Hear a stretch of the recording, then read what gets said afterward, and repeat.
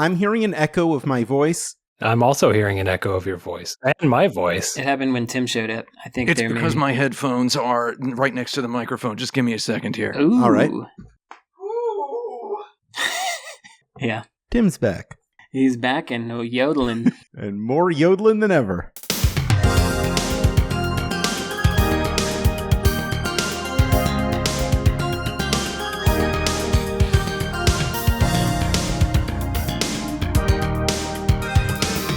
Let me get this straight. I'm somewhere that's not what I would call giant bomb. Oh, God. Okay. I'm hearing freaking horrible buzzers.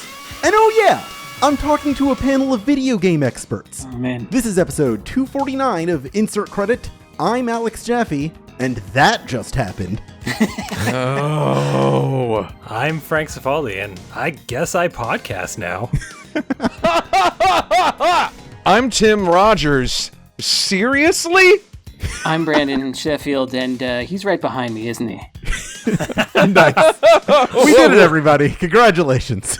Oh, kill me now. I'm hoping that this sequence will be incomprehensible to anyone listening to this just weeks from now. Our first question this week comes from our guest from our previous episode, Ash Parrish, who asks, if game development was run by the kitchen in The Bear, what would developers yell to alert their colleagues to the things they're doing? I don't know what that is. Yeah, So what's the bear is it's a show about a kitchen in Chicago. I mean, like a deli. It's not a deli, but it's kind of a deli. A family restaurant where they serve things, and they say things like, hot behind and whatever, all the things that they call out on cooking shows.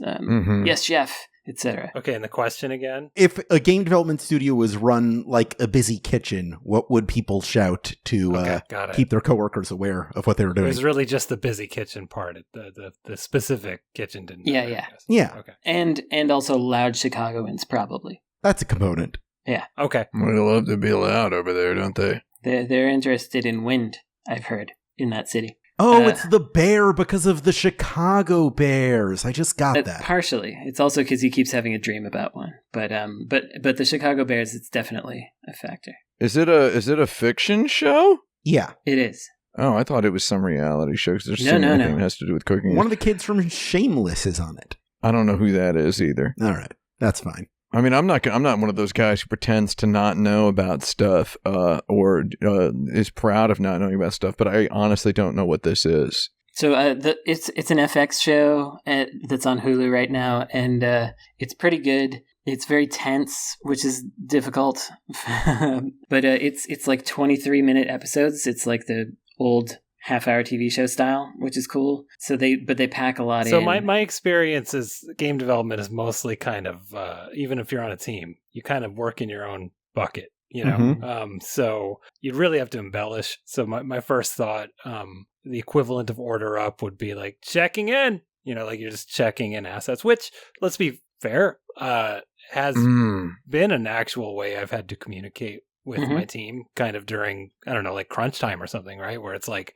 a build is waiting for me, So there is legitimate functionality for verbalizing that you are checking in assets to the repo. That's the equivalent of order up. What else do you shout in the kitchen? Like behind you, coming through, stuff like that? Yeah, corner. Yeah, behind, hot behind. Hot behind is a fun one to say. Hot behind. Yeah, hot behind is when you are behind someone and you're carrying something hot. My favorite insider term is when you say free dental when you're carrying a C stand on a TV set.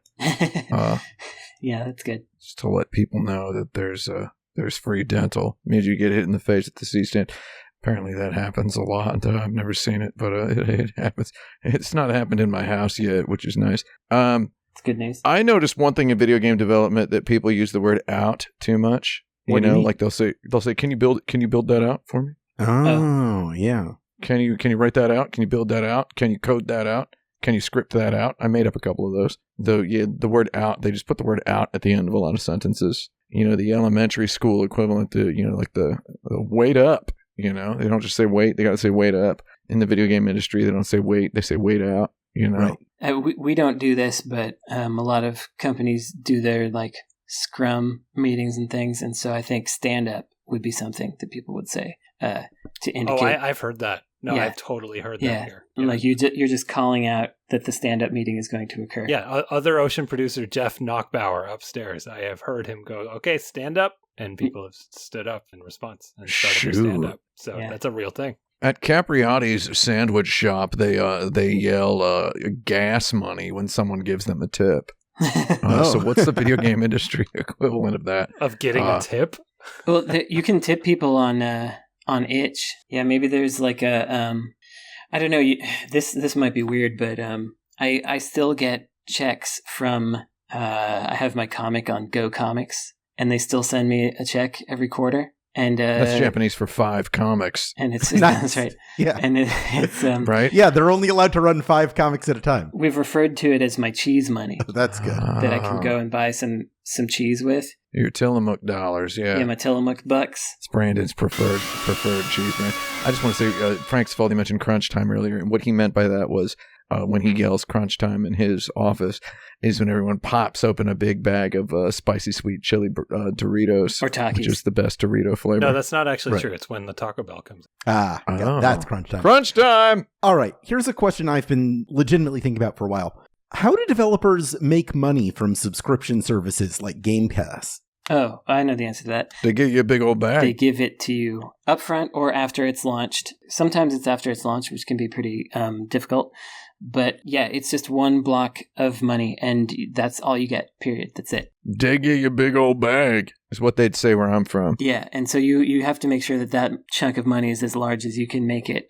So there's a little bit of negotiation, but you can certainly also negotiate yourself out of getting any money. You can also speak to other developers who may lie to you about how much they got. Yeah. And they may lie brazenly. Will they undershoot it or overshoot it? Some of them will even purport to be your friends. So let's just leave it at that. I would say you should never undershoot it, because if you do that, I mean, you're devalued forever in their eyes. And if money from subscriptions is the thing going forward, which it seems like it will be, you don't want to be devalued. These big corporations have lots of money. They do. Feel no shame when Amazon tells you don't even need to send the vacuum cleaner back. Yeah. They're just going to give you the money. Feel no shame. Don't feel like, these guys are really hurting. So when a video game publisher says they want to get you on their subscription service, start at a couple mil. Pa Bezos is going to be all right. That's right. Isn't that how it goes? I think it's more like around 500K, but it depends on if you're popular. If your thing is definitely going to be popular, you can get a bit more. Well, and it's also like, are you launching there? Right? Yeah, Like that makes a big difference as well. Yep. Are you day and date on other platforms? Also, you will likely be,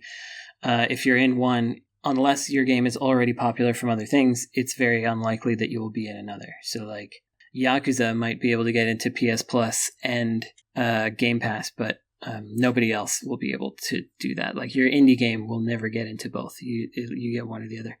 But I wanted to mention that Stadia is the only platform where they actually pay you a percentage of the subscription fees of the subscribers. So if you get into Stadia Pro, then you get, I don't remember what the percentages are, but you get a certain percentage of the, like, whatever it costs for Stadia, $15 a month, something like that. If they play your game during that time period, then you get a percentage of their subscription payment. And so Stadia is like, it's not a lump sum. You get it based on people playing your game, and it's actually pretty good. Some people must have made as much as $30 off that. No, believe it or not, Stadia is actually pretty solid in terms of you're likely to, as a mid-tier indie dev, you're likely to make more on Stadia than you will by selling your game to consumers. No kidding. Mm-hmm. That's pretty neat. It's wild and wacky. And do you think anyone else will do that again? We will. Oh, you mean like, will anyone else do that kind of revenue model? I don't know if they will. I doubt it. It's the sort of thing that should work. Yeah. Right? Like it should, I don't know, it should kind of be a thing. I only say I doubt it because I don't believe that's how film and television works, but I could be wrong. Yeah, I don't think it is either. There's some, like usually with the film and television stuff, the kinds of like back-end residuals you can get as a person who worked on it is like DVD sales or something like that. You get points on that, but not on like hitting streaming numbers. The streaming numbers is just like you'll get to make season 2 or make another thing. Right. if you're hitting the right demographics. Yeah. And I can't imagine video games is going to find some like awesome new path that film and television hasn't settled into already in the last 15 years. Yeah. The only way I think that it could be adopted is if more people knew that Stadia makes money and if Stadia made a lot of money. So like if Stadia truly did super well, then I think others would have to respond. But remains to be seen if that's going to occur, because they're starting to sound like a Stadia commercial around here. That's right. It's almost like someone gets paid more if people play more of their games on Stadia here. That's right. It's almost like Stadia is the new Fandango on this podcast. Hey, if that were true, Uncle Google should be sponsoring this podcast and dumping a bunch of money into it. Please do. It's just a suggestion for them. We're not proud. Can we put a podcast on Stadia? Yeah. Which former game development collaborators would you most like to see team up again? Ooh, good question. Thank you. Just get all the original Sonic team back together. Have them make something just really, really bad. Like something just like incredibly, like as bad as people pretended Balan Wonderworld was. Get Yuji Naka back with whoever that guy was he erased from that group photo that he put up on Twitter. Just get him back together with those guys. Just a whole bunch of people who just hate each other, just making like the worst video game. I'd love Oh it. my God, I would love it so much. Well, that's it. Hang on.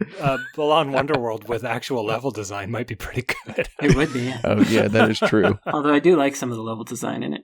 But anyway, I think that it would be fun to reunite the Wolf Team people, not under the Tails brand, Love those guys. as their own thing. I think that'd be pretty good. I guess Onion Games is basically Love Delic reunited, more or less. It's basically all them. Yeah, they're all there. Yeah.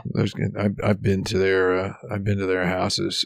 They're all there. I would like to reunite all of my favorite people from SNK in a new company that isn't owned by a dictator.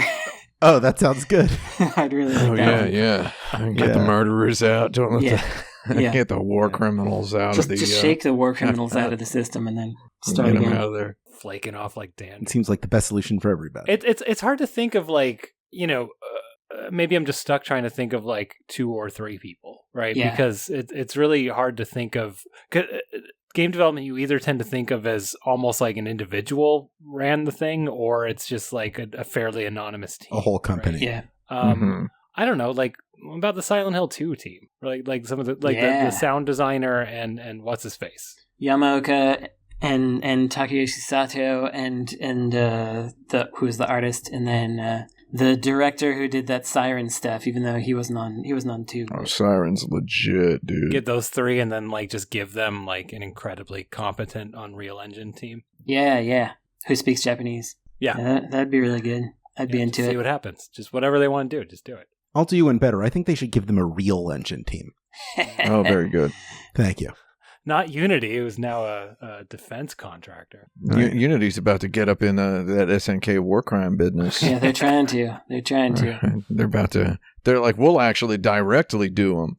That's what they're saying. Got to stay competitive. We're seriously reevaluating what we're going to use going forward, because it's starting to get to be too much on this. Like we can't switch in the middle of Demon School. That's just not possible. But for the next thing, we definitely have to consider what we're going to do, because this is just getting ridiculous here. In terms of people to put back together, God, I'm blanking on his name right now, but the guy who was Kojima's number 2 for quite a while, who then wound up, he did the Metal Gear Acid games. He directed those, and then he also directed the bizarre Never Dead game. And I think it would be fun. That game kind of sucked. To get, it did kind of, but he knew that going in. Shinta Nojiri. Yeah, Shinta Nojiri. It'd be fun to get those guys back together just to see what would happen as they've gotten older. For me, I think that'd be good. I mean, in terms of adventure games, I've seen some really good reunifications already. And for me, the Maniac Mansion guys doing Thimbleweed Park was a reunification, as is this New Monkey Island. So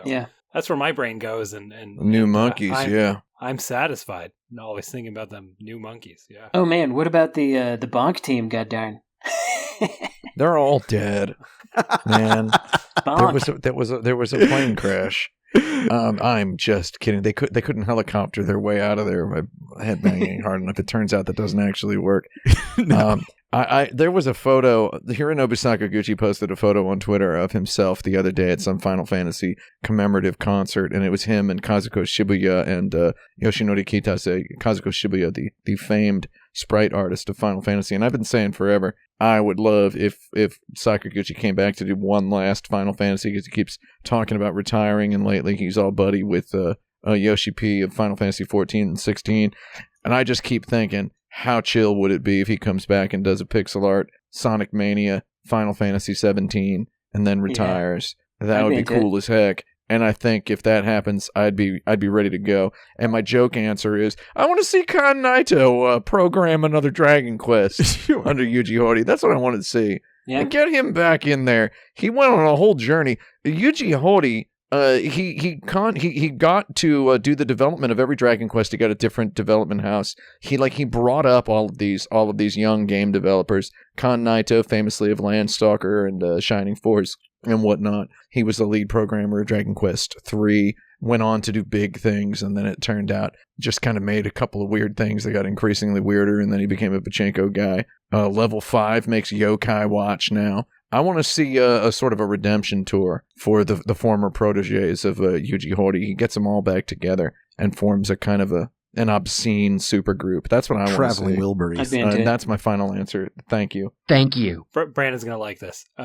Get John O'Brien, the programmer of The Adventures of Batman and Robin on the Sega Genesis. Oh, yeah. Who disappeared from the industry after that game, basically, and went and ran his family's coffee shop.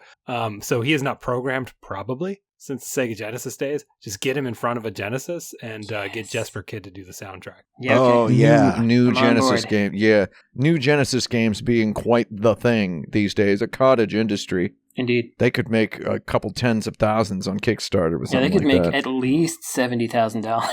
Yeah, we live in that cottage. Yeah, that would not be bad. What's the budget on a Mega Drive game these days? How much do you... I want to see Kan Naito get his Landstalker team back together and make a new Genesis game. Can I say that's my final answer? I actually believe that something like that could be possible in like a Genesis Mini 3 or something. Yeah, like they could get developers back to make a bunch of new games. Yeah, that M2 Tetris, that M2 Darius was legit. It was on that first Mega Drive Mini. It's the reason I still own those. I played it yesterday because they made a cartridge release that has some little updates about that. And I was playing it yesterday. It's great. All right. Yeah, which the Darius or the Tetris? The Darius. I mean, the Darius is legit, dude. What are the false impressions that we get about war from war games? One is that it never changes. That if you get killed, you can just come right back and be alive again. That it's fun. Yeah. Infinite spawn points for enemies. I don't think they're actually infinite. You get the false impression that people are just leaving audio logs about what they were doing everywhere. Yeah, that's a big one. That isn't true. They don't do that. Oh, well, they did find Osama bin Laden's audio logs. Yeah. Yeah. What was in that? Declassified it a couple of weeks ago. I mean, there's the whole like press F to pay respects thing, but like no one actually pays respects. Right. Or presses F. Right. I guess a lot of war games give the false impression that after you go to war and win, then you come back and people will respect you or take care of you, because that's not what happens. A lot of these things we are making fun of / could be making fun of. I know that several of us here, at least two of us, at least one other person aside from me, has played a lot of single-player Call of Duty campaigns. Yeah. And we know that they do actually have had in the past occasionally quite a nuanced... it's true. They do. They don't just... I don't know what I'm trying to say. They're nuanced occasionally. They're not... They're thinking about it. They know how to present a morally complex picture. Yeah, sometimes. On occasion. Sometimes they do. Not always, but sometimes. One thing that is accurate is that if you stray from the path at all, you will get exploded by a grenade. Oh, yeah. Get blowed the heck up, yeah. Yeah, that is true. I mean, that actually is kind of not it's not exactly as game designerly or level designerly in real life, though the enemy is out there most of the time in a real war situation, and usually whatever orders you've been given have been composed with great attention to detail. Therefore, if you do stray from the mission path, you will probably get shot in the head. It's not too unrealistic, right? But it's not as immediate or as painless as it may be in a video game. I think the biggest thing is the kind of American exceptionalism, like individual war hero thing that gets presented, where like one guy can take down the entire Nazi regime single-handedly, more or less, which I think that's probably the most dangerous aspect of it. Well, one guy did, though. One guy did. His name was Hitler. That's right. That's right. If you know what I mean, you know what I'm talking about, right? Yeah. I don't think that if your foot like touches a bullet clip that it gets absorbed into. No, I've true. never tested it, but I don't think that's true. You're right. Yeah, a whole lot of guys bending down, picking stuff up in this world, you know. Mm-hmm. It hurts your back to bend down and pick up a bullet clip in real life. Well, that's what I appreciated about Metal Gear Solid 4. You know, right? The Snake yelling, "My back!" Yeah. How useful do you think these games are as like army recruitment tools? Very. Yeah. Oh, very. Yeah. I mean, first of all, there's the America's Army game, which is directly that and does do pretty well. I mean, that's why they keep funding it. But these games, they do a great job of making war seem like it's cool or the right thing to do.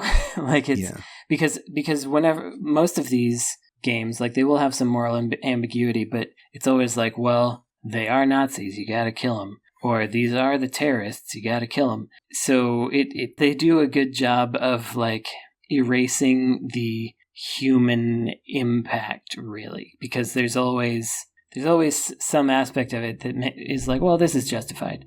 And I think that that's all you really want if you're the army, is the killing being justified in the name of right, as long as you're defining what right is. So people aren't stupid, but it might, compel them to consider a career in that more than, like, if they're also bombarded with ads for like, pay for your college or you'll get a pension or whatever, and they're playing Call of Duty and they're like, you know, this might not be so bad. I've got a different question for you. What's the plot of Super Monkey Ball? That's a good question. Oh my god. I needs to get those bananas, and there's something else that happens, and he's stuck in a ball.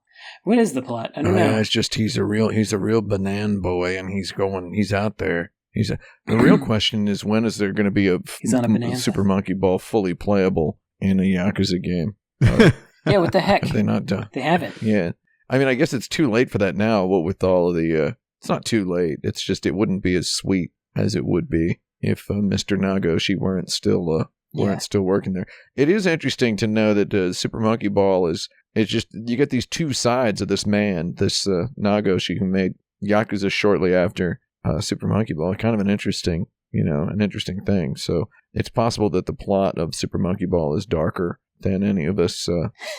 Yeah. Is the ball a prison that II's been sent to for confessing to a murder he didn't commit, or like what's going on, right? Are we playing as individual pachinko balls, and it's showcasing our gambling addictions? Ah, man, Super Monkey Ball is cool, man. It's cool. I'm just thinking about how Super Monkey Ball is dope as heck. I like watching speed runs of that, where they're all just like jamming on through the edges of things and skidding around and skipping the entire level, and it just looks impossible. Oh yeah, it's legit. I love looking at it because it's like, I don't think I could ever do that, because I don't have the patience to learn to be precise with something that's designed to be fiddly and wiggly. But it's fun watching people try to do that. Maybe that's the true story. The story is it's an e-sport of some kind? Yeah. Yeah, if you were making a Super Monkey Ball movie, for example, and you wanted to base it on the plot, I think it would be some sort of, kind of gambling, dog fighting sort of thing, where there's these people who put these monkeys in balls, American monkey gladiators, and they make them race. You know. Yeah. I think you would have to go straight for something like that. And I he's on his last mission. Then they promise he's going to get out, but then they don't let him out because he's too successful. He's making too much money. So there is a story for Banana Blitz HD. Oh yeah. Oh, that's right. Game. Yeah. So if you go online right now, the first thing in the web manual is story. So I can read it. It's real quick. Let's hear it. Please. Okay. Monkey Island, wait, what? Is at peace. Oh, very good. Or it was until the sudden invasion from the evil space pirate, Captain Krabuchin? Captain Krabuchin, excuse me? Krabuchin. That nasty rogue has made off with the monkeys' precious treasure, the golden banana. The golden banana was the valuable find I and his friends unearthed at the end of a long, dangerous journey. That must be a previous game. Yep. Mm-hmm. They're not about to let some space jerk snatch it away. Heck that guy. Come on, Space everyone. jerk. Yeah. That is the story of Banana Blitz HD. I want to play Space Jerk. That's cool. Space Jerk on Monkey Island. Yeah. Gotta admit, I'd rather watch that than any of them Marvel movies. Am I right?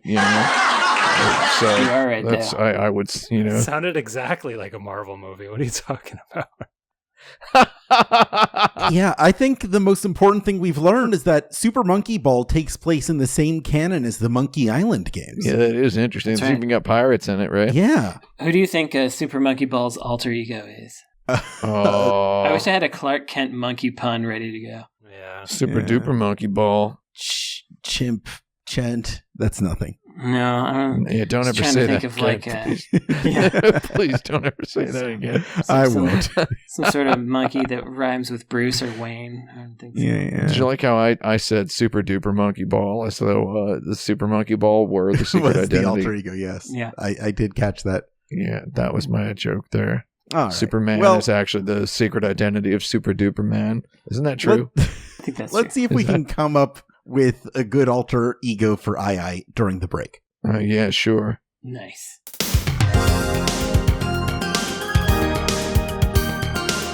I am playing a video game right now. This game has basically become my weed, I play it to chill out. Every week when you say you're going to go smoke a bowl of weed, what you mean is you're playing this video game. This particular video game, yeah, this game's my weed. Like, legit my weed. Welcome back to Insert Credit. It's time for the Dirt Bag. This is the part of the show where we take a question, submit it to us at the forum that you can access at patreon.com/insertcredit for mere dollars a month.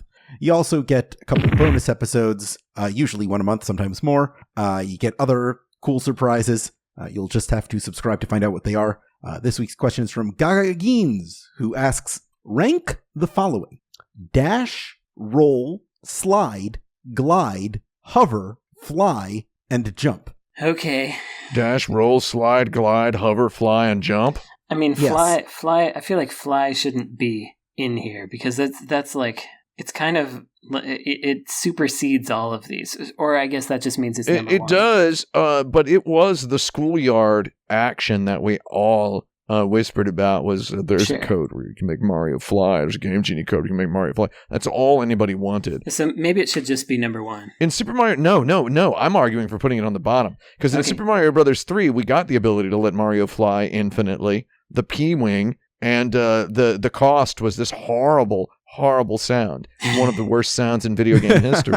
That incessant beeping. It's like someone in some sort of chemistry lab tried to invent a sound worse than the low health beep in Zelda, and didn't really succeed because, I mean, let's face it, never going to top that one. No. Though they made a pretty bad one. And then also Kirby gives you a video game character who can fly True. infinitely all the time. And that's not exactly the funnest thing in the world. Yeah. Is it? I guess Is not. that Not people's quite. favorite part of Kirby? I don't think so. No. I'd say just put it on the bottom. But if we're talking about motions, it sort of includes a lot of these others, that's where I was coming from. But I guess if we're just talking about which is most purely fun, then yeah, we can put it down there. I'm going for the hard line, That's fine. the flying, like, are you flying or not? Like, gliding isn't flying. I'd say gliding goes above flying easily Yes. because Yeah. goddarn Breath of the Wild proved more like Breath of the Glider, or the Gliald, right? Is that how you should call it? I like glide quite a bit because glide is usually easier to control than like Fly. fly or air dash. I know that this dash is probably not air dash, but like if you think about, for example, Rocket Knight Adventures. That's a too many verbs video game right there. Yeah, you can do all those air dashes and stuff, but it's not easy to get your head around how it's going to work, and you bounce off stuff. So I quite like glide. I don't love roll. I prefer dash to roll for sure myself. Well, I'm trying to think of the difference fundamentally between them. I feel like roll is slower. Roll's slower. Yeah. But dash, I feel like dash you can include air dash in, and I like when you can kind of like air dash into a tight space. So, Sure. Yeah. So I think for me, dash, I don't know, is it above glide? For me, I think it is. I would say yes. The reason I might put it above glide is because dash and roll imply to me the potential for dodging an attack. And glide is definitely your way open. So yeah, same. But I think roll goes below glide for me. Roll goes below glide. I don't know if anybody agrees with Same. that. I think roll kind of sucks. I played a lot of these. You ever hear of these Dark Souls games? These Demon Souls I games? heard about those. Yeah. Where you can roll a lot, and the roll has, your iframes on occasion. And depending on the amount of equipment you have, your equipment load determines how fast you roll. Past a certain point, you roll real slow, which the community refers to as fat rolling.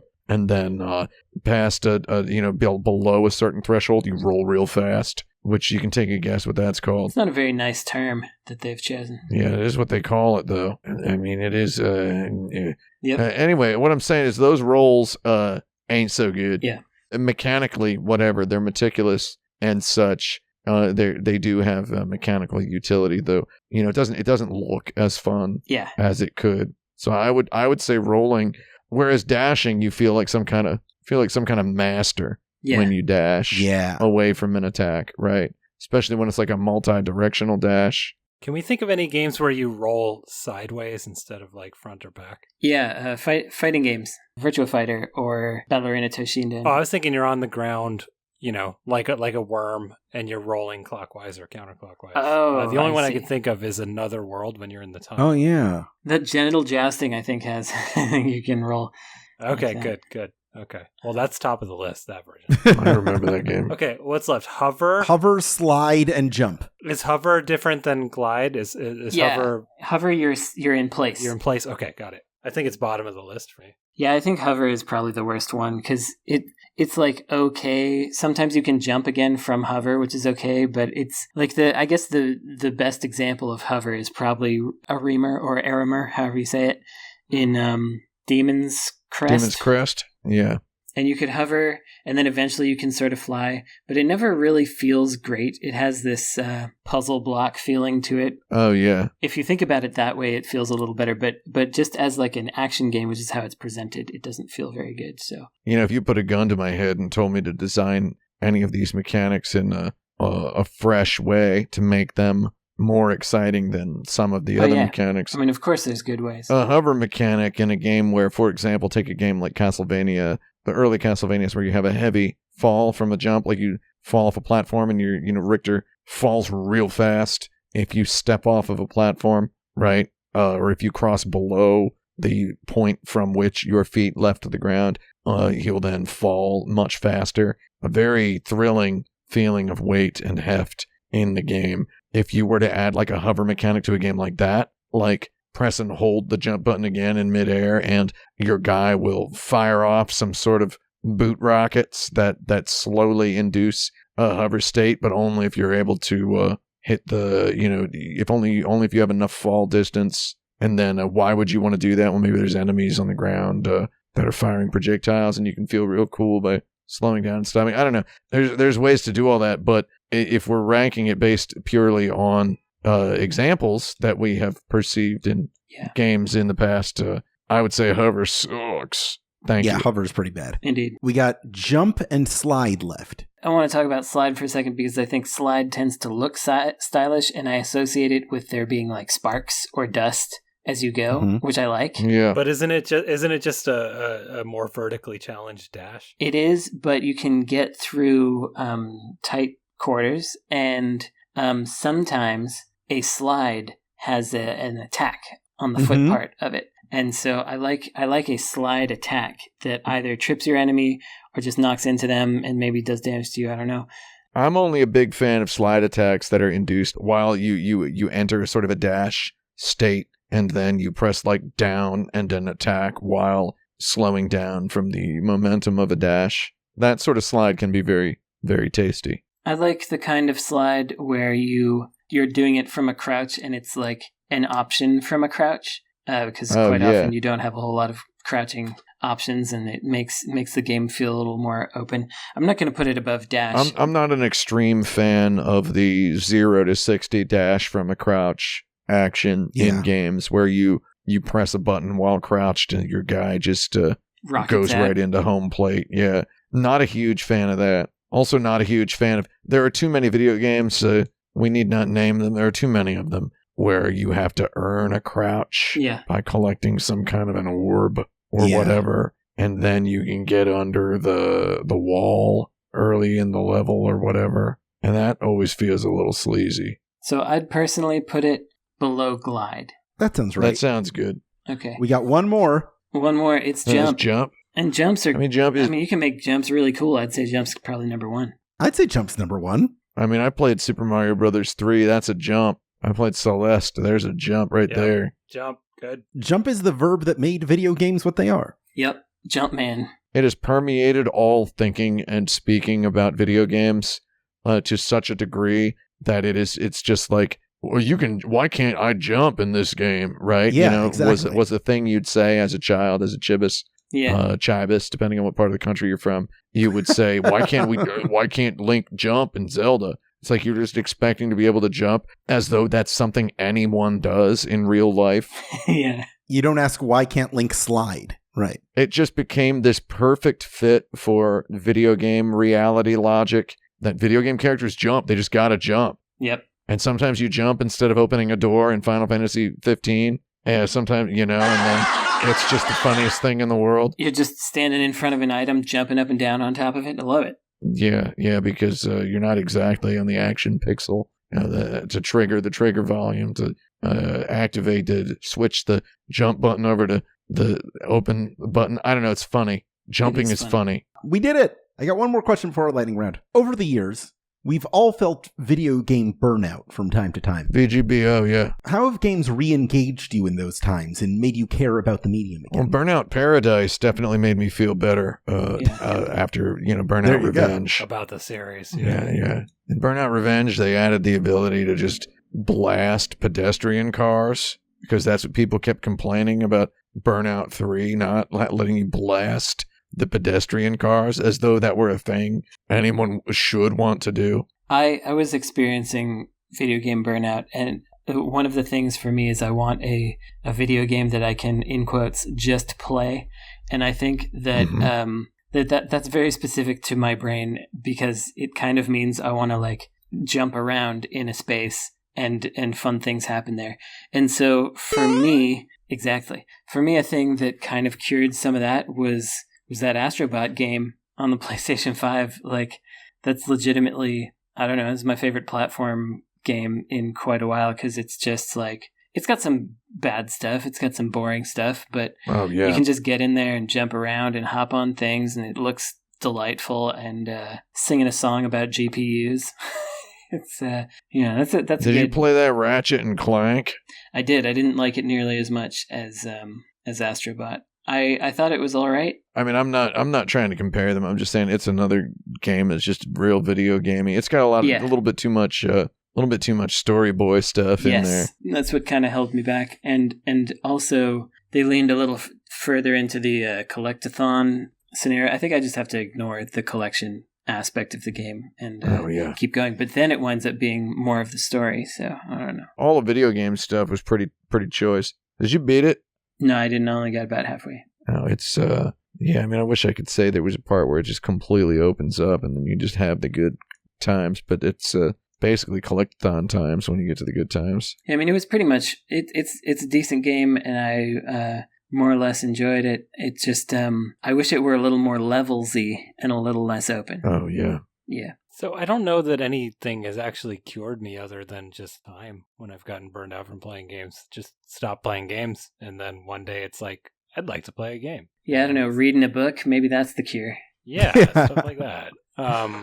But also my burnout tends to be like Brandon's, which is, as we discussed in our Game of the Year episode, I'm a man of leisure when it comes to playing games. And what burns me out is just, it's kind of like exercise, right? Where the hardest part is just like walking out the door to go do it. Oh, yeah, putting your shoes on, yeah. Right, exactly. And I feel that way about video games. Like when I think about going home and like launching a modern video game, there is this, to me, kind of thick wall between the idea of starting a game and having fun playing a game. Yeah. Like there's just a lot between those two steps. Do I have an hour before the game starts to let me really play it? Right. You know, I just gotta say, it is an hour these days. Yeah. It is exactly an hour. And that's actually progress, man. Yeah. There was a long period of time when it was not an hour. Like, I don't want to point any fingers at any particular developers or, you know, the whole countries full of video game developers. But there was a period of time when it was like many, many hours before a game gave you all of the game and let you actually play the game. So that's cool. A lot of story, a lot of tutorial. Yeah, it's better that it's an hour, but an hour is still long. Let's get it down to 15. Let's make that our goal. Make 15 it a quick, minutes. snappy 15. Yeah, I mean, I think an hour is pretty decent. I think they can drip feed it to me, but it's got to be, you know, I don't want to, it's not that I don't want to do it. It's like, I'm ready to play a new Yakuza, but I know I need to have that hour ready, even though I know exactly what the game is and how to play it. Yeah. It's time for a lightning round. This week, I've got a simple challenge for you. In the tradition of Soul Bad Guy, Chip Zinoff, Cliff Underson, Elfelt Valentine, and Gold Lewis Dickinson, I'm giving you 3 minutes to come up with the name of a new Guilty Gear character. Whoever has the best one wins. Oh, God.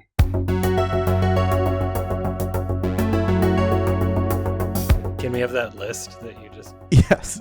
Soul Bad Guy, Chip Zinoff, Soul Bad Guy, Cliff Underson, Elfelt Valentine, and Gold Lewis Dickinson. So I guess since I would consider myself old school with regard to this series, I would want to have it be metal band name references. That might make it difficult for everybody else, but that's, you know, like Kai Kiske is just Kai Hansen and Michael Kiske from, or Kiske probably, from Halloween, with their names just smashed together. And Chip Zinoff is Enough's Enough, the metal band, and all these are pretty much just metal band names. So, but in the spirit of modernity, I feel like it should be goofier and weirder. So, like, it's just like one of the two names should be Metallica. Maybe the first name. I think we're halfway there. Jackson Metallica. Jackson Oh, Metallica. man. Jackson Metallica is pretty good. So for some reason, the very early EA game Hard Hat Mac came to mind. Mm-hmm. So like Hard Hat Macklemore or something, but maybe it's Hard Hat Metallica. Hard Hat Metallica? That's pretty good. Yeah, I like that. Yeah, I don't know. It's tough to come up with these. I keep thinking about Zach McCracken because these all have that kind of weird sonic quality. Yeah. Are we supposed to top Hard Hat Metallica? I think you're supposed to top Jackson Metallica. Jackson I like Metallica. that a little bit better. Hard Hat Metallica is pretty good too, though. Yeah. Jackson is one of the most popular baby names in America right now for baby boys. Oh, yeah. You see that on Wikipedia? Yeah, it's no. Well, no. I mean, it is. This is not a joke. Seeing this on Wikipedia right now, it actually is. I was looking at this somewhat recently. Yeah, there's Jackson, Noah. A lot of these sorts of names are. I am calling it for Jackson Metallica. Tim, that is your 4th point in the bank. You're well on your way. Oh, really? Oh, that's it. Okay, that's all there is to it. Does anybody have any recommendations this week? Well, don't go outside if you're in New York. It's like breathing through a t-shirt out there. Mm-hmm. Not the best weather for the time of coronavirus. Yeah, well, I guess it's good for keeping you in. Find yourself a good indoors and turn on the air conditioning if you've got it.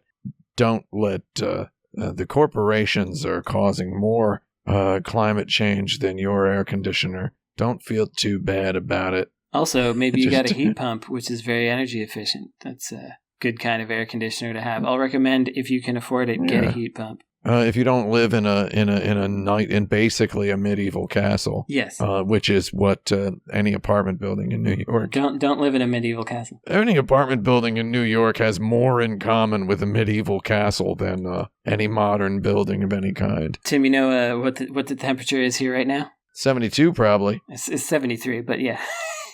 Yeah, I know. It's the good times. I'd live there if I could. Come on down. I was recently talking to someone who was bragging about a couple houses they just bought in Oakland. Couple houses, goddarn. Bought 6 or 7 of them. Man, leave some for the rest of us. Talking to me as though I were the kind of guy who was also into stuff like that, just because I was dressed very well. I've had that happen, actually, when I was at the DICE Summit. Oh, yeah? There are all these people with money that didn't realize that I don't also have money, that were just talking to me like I was a guy that had money because I was at the DICE Summit and I was... You know where Men's Warehouse is? So somebody was just assuming you were in the market for 6 or 7 houses. I was wearing a velvet blazer and they were like, oh, this is it. He's made a fashion choice. He must have more money than he lets on. Yeah. It's, perhaps you're in the market for 6, if you have 6, they're going for only $1 million, lad. I can connect you with my buyer. And I'm like, why are you even talking to me? I hear you mentioned Oakland. It's like, all right, basically the scenario I found myself in. Good times. It would be nice to, get on Zillow. Yeah. And I like looking at Zillow. I just want to be able to go to Target. Yeah, we got that. That's all, really. I just want to be able to, go to Target without planning, a month in advance. Yeah. To just be like, I'm going to go to Target and buy something. Yeah, and then you could just go there and show up. It would be hilarious, yeah. I love Target. I got some recommendations. Did I recommend Cannibal Man last time or not? I don't think so. Okay.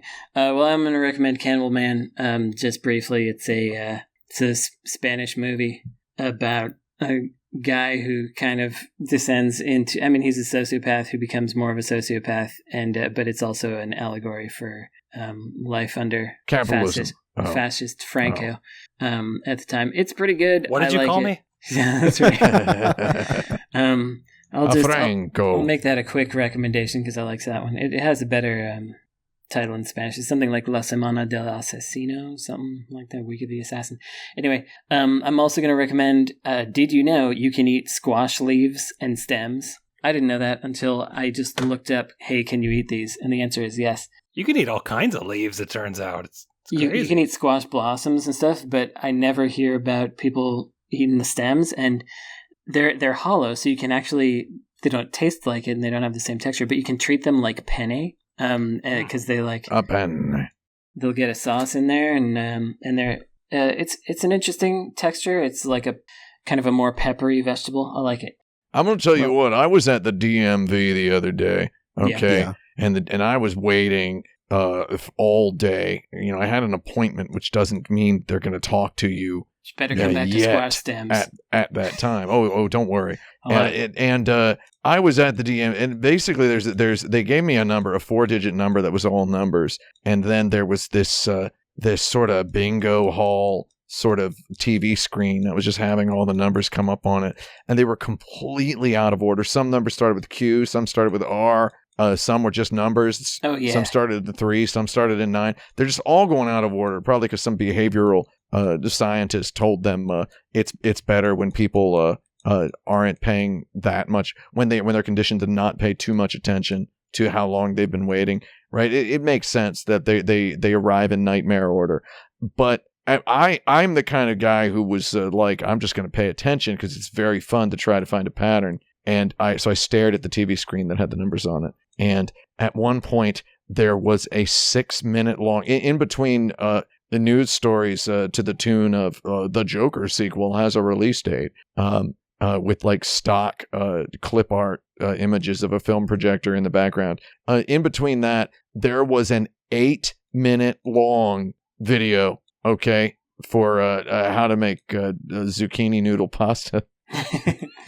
So when you say you can use squash leaves like penne, I'm we like, got there. Yeah. I'm like, the DMV is teaching people how to turn zucchini into pasta while on the same screen with which they present me numbers in nightmare order, right? I was number 4132. I saw 4139, 4133, 4126, 4128, all in between, just sifted between several other nightmare numbers while I spectated this zucchini noodle recipe. And I'm going to tell you what, I would not eat that. Yeah.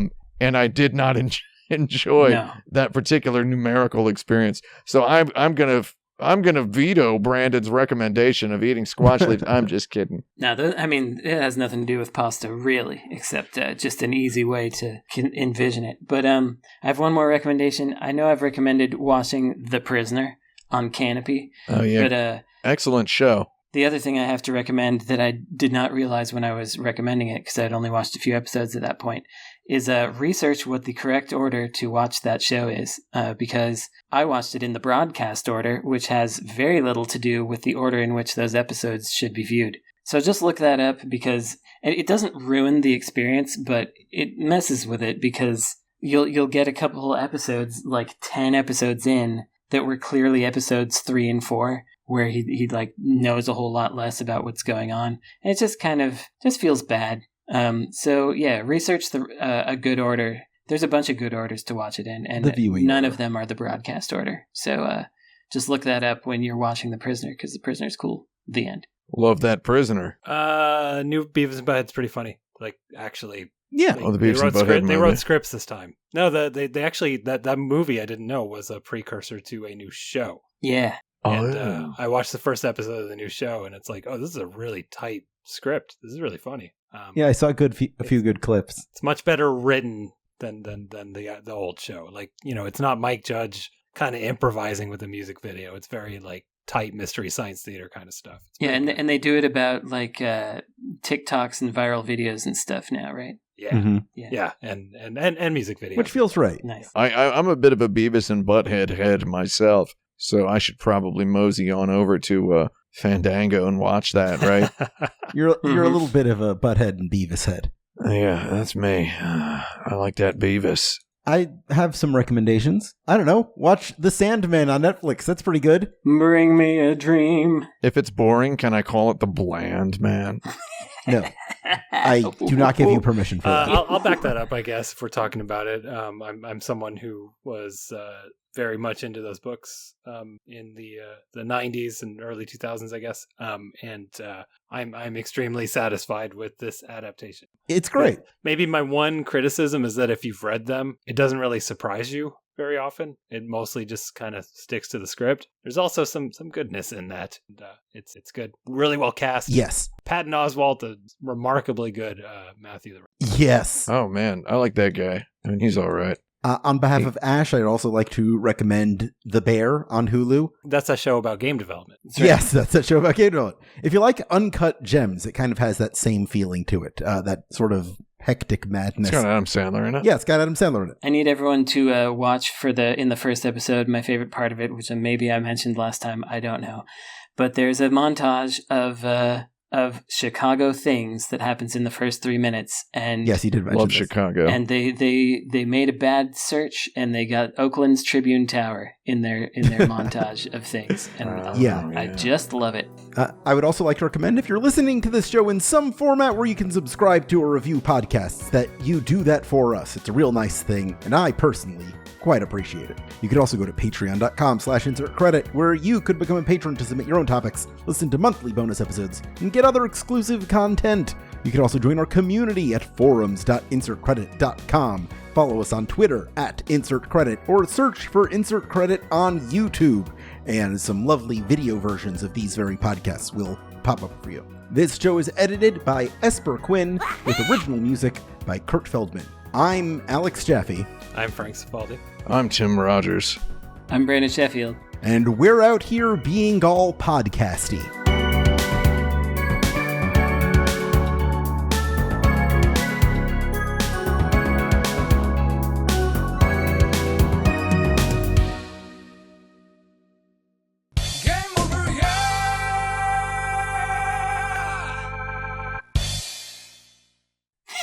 What? It's call back to the start of the thing. At the start of the show.